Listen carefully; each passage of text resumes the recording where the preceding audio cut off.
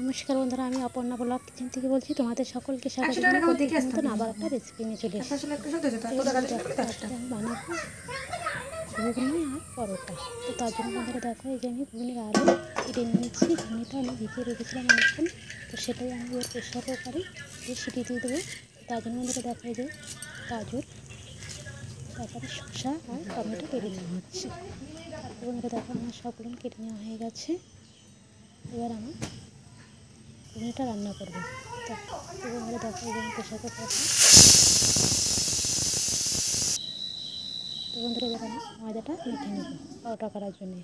তার জন্য বন্ধুরা দেখো, আমার পরোটা মাখা হয়ে গেছে। এবার আমি কিছুক্ষণ এই পরোটাকে ময়দাটাকে রেখে দেবো মাখানোটাকে। এবার আমি ঘুগনিটা রান্না করে দেবো। তার জন্য আমি দেখো, আমি ঘুগনিটা একটু কমে দিয়ে দিয়েছি। এবার আমি মশলা দিয়ে দিতে পারবো।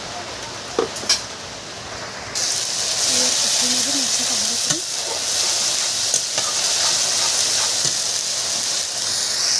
এবার আমি টমেটোটাকে দিয়ে দেবো, আলাদা কষিয়ে নেবো।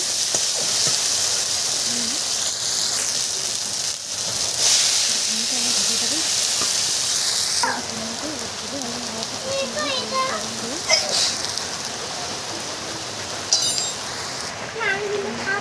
আমি অল্প একটু জল দিয়ে দিয়েছি।